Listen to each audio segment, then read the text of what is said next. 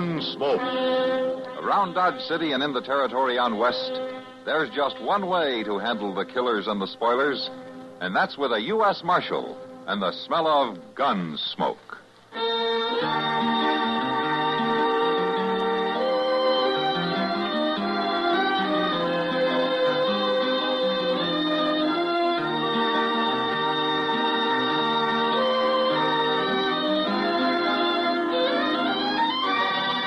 Gunsmoke, starring William Conrad. The story of the violence that moved west with young America. And the story of a man who moved with it. I'm that man. Matt Dillon, United States Marshal. The first man they look for and the last they want to meet. It's a chancy job, and it makes a man watchful. And a little lonely.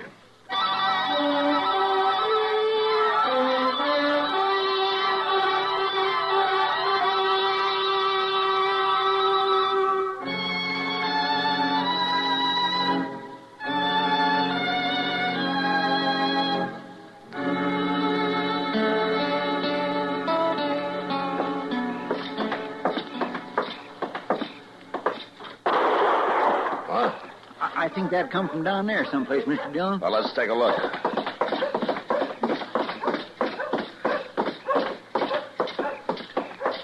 My golly, I don't know. There sure ain't no sign of nobody. Now, that was in back of the Dodge house between it and the livery stable. Come on. Sounded like it. What in the thunder they shooting at? I don't know. Well, it sure did sound like somebody yelled after that first shot. Look, Chester, wait here and keep an eye on the street. I'm going to walk on toward the back of the livery stable, huh? Well, all right, but you be careful back there in the dark now.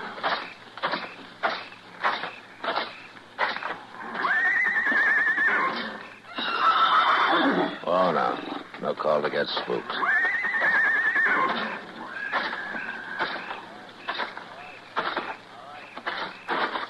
All right. Come on out of there. You hear me? You go mind your own business. You better drift, mister. You buy more trouble than you can handle. Let go of me. Give me that gun. I've got no right to... When you throw a rifle on somebody, young lady, it'd scare 'em more if you close the breech block. And reload it, maybe, when it's a single shot. Oh, darn single shot. I'd have got him hadn't been for that. That in a bad light. Got who? None of your goddamn business. It might be. I'm the U.S. Marshal here in Dodge. Marshal? Chester. Coming, Mr. Dillon. How old are you, young lady? Well, I passed my teens. You don't live around here, do you? I wouldn't live up here if I owned it. I'm panhandle and proud of it. Long way from home, aren't you? Depends on what you call long. What's your name? Sally Burkoff, if it's any of your business. My gracious, it's a girl. She done that shooting, did she? Yeah, it looks that way. Who was it yelled when you fired that first shot, Sally? Maybe it was me. It was a man's voice. Goddamn single-shot rifle. Who's with you? Who'd you come up from the panhandle with? Nobody. How'd you get here? I rid my horse. How do you think? Where is it, in the stable? I ain't got money for stables. He's bedded down back there under a tree. With what? Did you bring hay along with you? Some fell out through the fence there. Fell out through the... A horse that's been rode hard needs grain. Some grain fall out, too, did it? There's some left in the feed box over there. Uh-huh. I see. Probably drawed damp and spoiled for a morning. The other horses in the corral had already ate. When's the last time anything spilled out for you to eat, Sally? It's my business. You gonna tell me who it was you shot at? No, I sure ain't. All right, come on. I ain't done nothing, Marshal. Moss Grimmick owns the stable. He might disagree with you. It was going to waste. Where you taking me? To feed you. Then we'll see about putting you out for the night. Put me up where? And the only place where I can be sure of finding you come morning. In jail.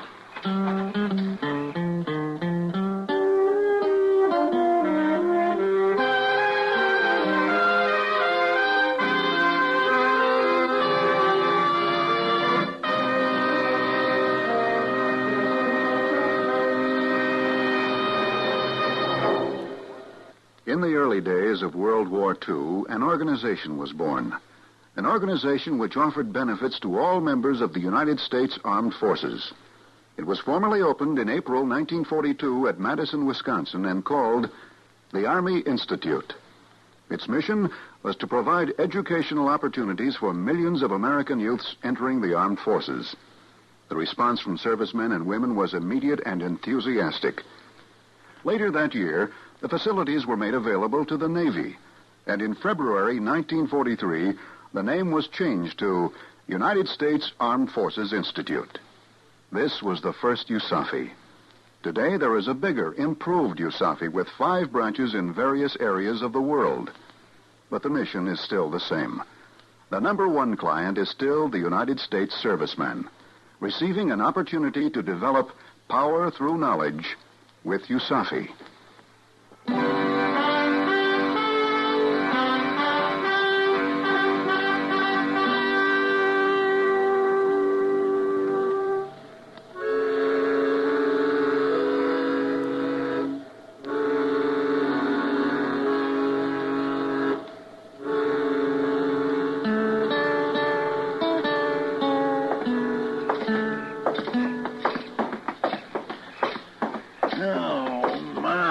Sure was a fine meal. I'll bet better. Was that so? Well, just tell me where. At home, that's where. Oh, well, that's different. At home. My ma's too old and broke down for any other kind of work. She's a gol-darn good cook when there's anything to cook. Been kind of hard going, huh, Sally? It's my business. Yeah, I figured it would be. Well, here's your hotel, young lady. Oh, it sure ain't much of a jail. You've been in better ones, have you? I ain't never been in none before. Marshal, I don't want to go to jail. Ah, come on. It's not as bad as it sounds. Just haven't got any other place to put you. Hello, Dyer. Marshal, I want to report a shoot. That's him. Give me that gun. Grab her, Chester. Back. You low down. You let go of that. Oh, you hurt me. Now, you sit down in that chair and you stay there. Here's your gun, Chester. Well, I'm sorry, Mr. Dillon. She grabbed it before I Dyer, know what what's she's all up this to. about? She tried to kill me. Now, you saw her do it. And that's the third time tonight. I was waiting here to tell you. First time was about an hour ago near the Dodge House. Yeah, I know. Why's she trying to kill you? Just crazy, I guess. How would I know why? You know why, all right, you sneaking yellow dog. Sit down, Sally. He stole money from me and Ma. All we had, $600. That ain't so. Wait a minute, Dyer. What happened, Sally? He come up through the panhandle last fall fetching a trail herd from East Texas.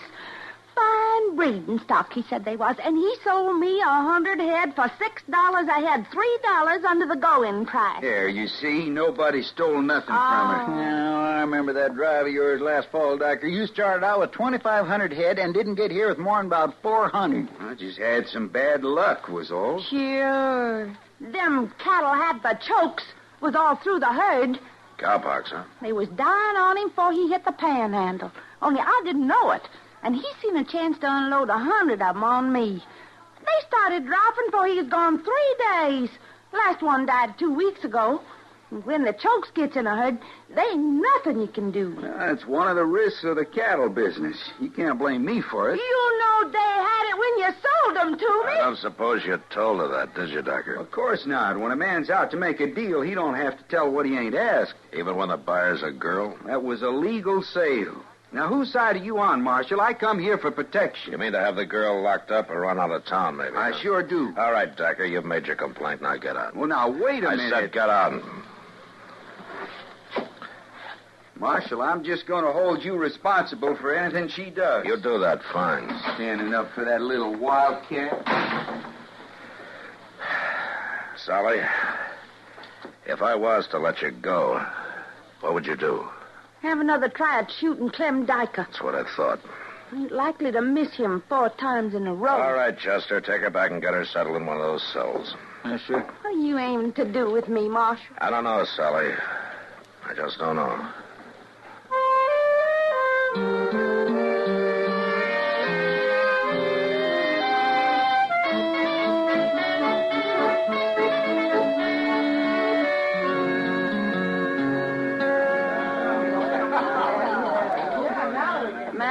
You look worried about something. Oh? It's that young kid, Sally Burkoff, right? Yeah. Kitty, I'll be darned if I know what to do about her. Well, Matt, as far as the letter of the law goes... Yeah, sure. Let her stand trial. She's guilty of stealing from the livery stable. She's guilty of attempted murder. She'll probably go to prison. Well, she's young. Court might consider that. No, she's had a raw deal, Kitty. You know, there are just three of them, her and her mother and an 8-year-old brother. They couldn't make a go of farming their place, so she thought she'd try running cattle on it. Losing that money wiped them out. Oh, that Clem Dyer ought to be strung up.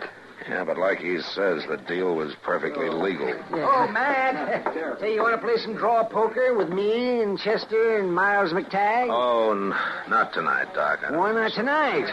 I've been working all week on my bottom-of-the-deck deal and my up-the-sleeve holdout. I'm ready for you, Matt. Yeah, that's what I'm afraid of. Is he going to join us, Doc? Nah, he says not. I think he's just sitting here worrying about that little Sally Burkoff. Well, I guess I don't blame him too much. Well, you might as well sit in, Matthew. I'll likely lose to everybody. It's that kind of a day. What do you mean? You remember them ore concentrates, iron pyrites, the stuff I took in on account when the Black Hawk mine closed down? Yeah, a couple of tons or so, wasn't it? 3 tons. And they allowed $150 for them. Figured they might run twice that in silver. Well, I got the assay report from Iola today. Oh, what are they worth? Less than $50. Wouldn't even pay to ship them to the smelter, so you better come get in on the game, Matthew. My day for losing. Yeah, wait a minute, Miles, here. Just a minute. I'm getting a lovely idea here. Yeah, it's lovely. Does anybody else know about that assay? Well, not yet, Doc. Why? How would you like to get your $150 back? I have a due and proper respect for money. Good. Are you willing to let any money over that go to a worthy cause? If I get my $150, I won't even ask whether it's worthy. What are you talking about, Doc? Now, who could I get to help? You know, a sort of kindly swindler who could fool somebody good. Now, look here, Doc. There's just one person. Me. Matt, it couldn't work without me. Well, I'm not sure what couldn't work, Doc, but from the look on your face, it's larceny. Come on, Miles. We've got work to do.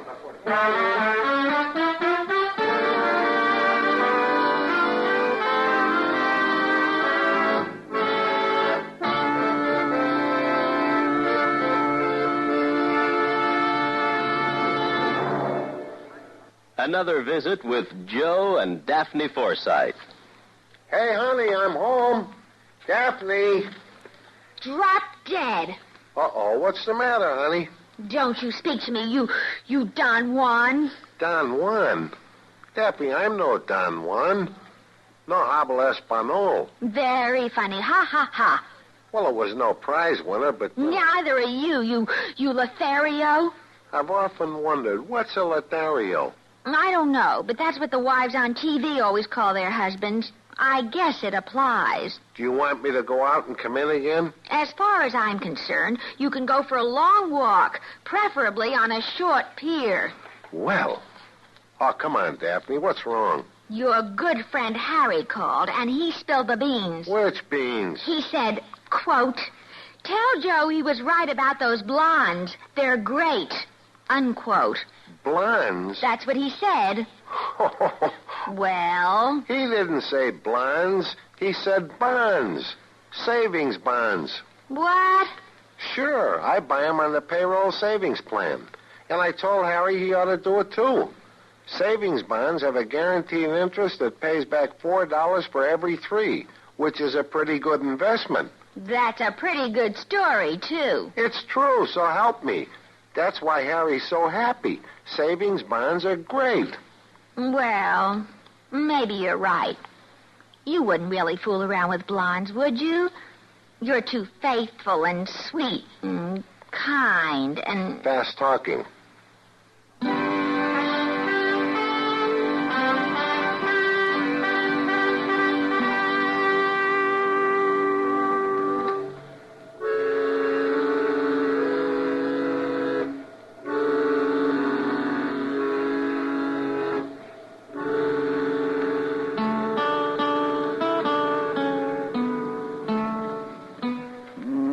Doc's had plenty of time all the way around, Mr. Dillon. I just don't reckon Doc's little Dido is going to work. Well, there's nothing certain in this world, Chester. Doggone it. I sure wished it had, though. Do my heart good to see that low-down dyker get his. Are you gentlemen alone? Well, come on in, Miles. Come on in. Well, I'd never have believed it. I figured Doc and me ought to team up and do this every week or so. Yeah, well, you do, and I'll jail both of you. How much? Oh, you wouldn't loosen up, would you, Matthew? Maybe let me take out just a little profit. You get $150. Now, let's have the rest of it. Yeah. Well, there you are. $820. $820. And I think he'd even have gone another 100 if I'd held out. Oh, this is enough. And it gives her a couple of $100 extra to pay for her trouble. Oh, he was hopping from one foot to the other. I never saw a man in my life with so much larceny in his soul. Chester, go get Sally, will you? Yes, sir. He had 3 men in a wagon waiting outside. They started loading up the concentrates to haul away the minute he'd paid me. I told the clerk to wait till he'd got them all on the wagon before he gave him that assay report from Iola. Well, I figured he ought to have it, seeing that he owns the concentrates now. That was real generous of you, Miles. Well, at least I got my 150 back. I think I'll kind of lay low for the rest of the day, Matthew. He's going to be madder than a hornet when he finds out. Yeah, I expect he will. I'll see you later, Miles. Yep. Right on in there, young lady. What are you aiming to do, Marshal? You going to turn me loose? Well, that depends, Sally. I can't very well turn you loose and have you walk right out of here and start shooting at Clem Dyer again, now can I? Then you might as well take me back to that cell. Now, wait a minute, Sally. Suppose that you did kill him. It wouldn't get your money back, would it? No, but it'd sure give me a deal of pleasure. Now, suppose you had your $600 back with a couple of hundred to boot. Oh, is there a chance of that ever happening? Yeah, but suppose it did. Would you be willing to get on that horse of yours and hightail it back to the Panhandle? Marshal, you don't mean he's going to give that money back? Well, here it is. All of it. And $220 besides. You mean it's mine? I can take it? You can take it. And get. And good luck to you. Oh, well, I'll be a son of a gun. Oh, am I busting in on something? Now, come on in, Doc. Sally's just leaving to ride back to the Panhandle. The Panhandle? Is that so, girl? Well, you be mighty careful. There's a lot of mighty desperate characters down that way. Oh, don't you worry none about me. Sally, you give my regards to your ma and Billy. Yes, sir, I will. Thank you, Marshal. Bye. Goodbye. Well, Matt, it was hook, line, and sinker. I never saw a man get taken in so easy in my life. Oh, is that so? Yeah, you know, I was born for that kind of a game.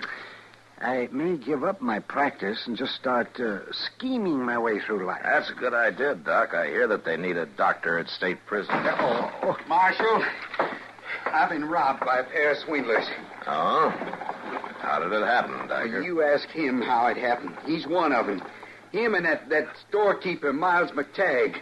$970. Why, Dyer. Now, all I did was come and ask you to loan me $1,000. Now, you talked like you'd found a good thing. Something you could buy cheap because the owner didn't know what it was worth. And then you let that phony assay report fall out of your pocket when you left. Oh, why? Oh, now, that was just scribbling. It wasn't a real report. I know that now. $900 a ton, it said. Why, them concentrates ain't worth $50.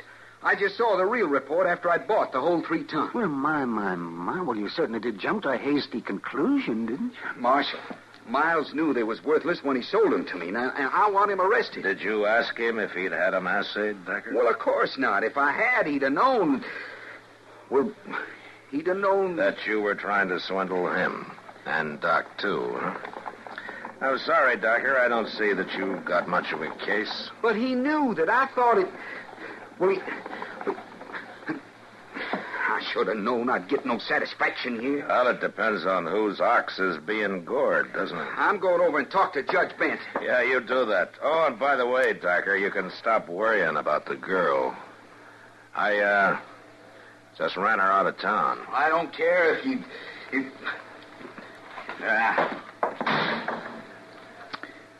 Wonder how she'll make out down there in the Panhandle. Don't you worry, Chester. That kid'll make out wherever she is.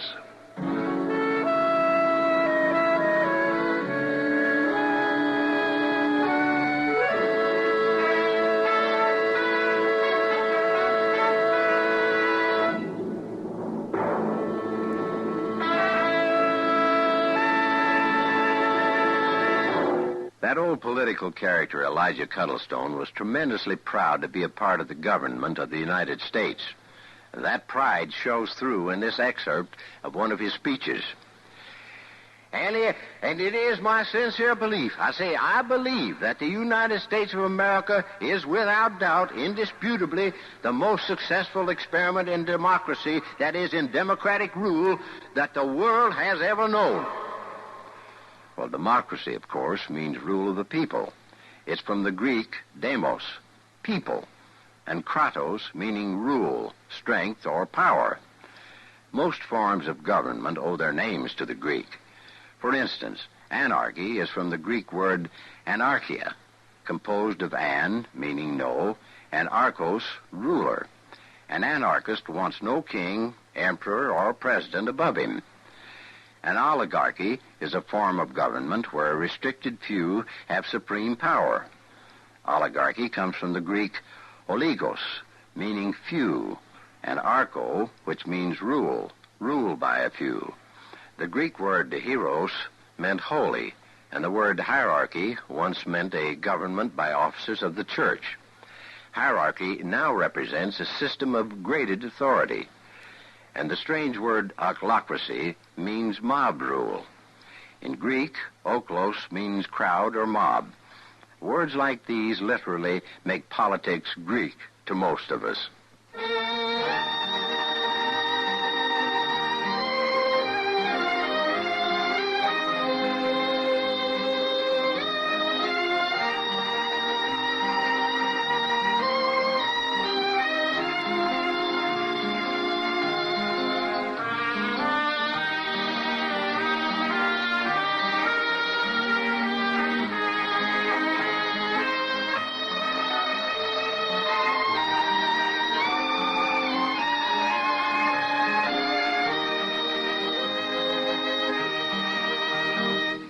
Gunsmoke, produced and directed by Norman Macdonald, stars William Conrad as Matt Dillon, U.S. Marshal. The script was specially written for Gunsmoke by Les Crutchfield, with editorial supervision by John Meston. The music was composed and conducted by Rex Corey. Sound patterns were by Ray Kemper and Bill James. Featured in the cast were Parley Bear as Chester, Howard McNear as Doc, and Georgia Ellis as Kitty. George Walsh speaking. Join us again next week for another specially transcribed story on Gunsmoke. This is the United States Armed Forces Radio and Television Service.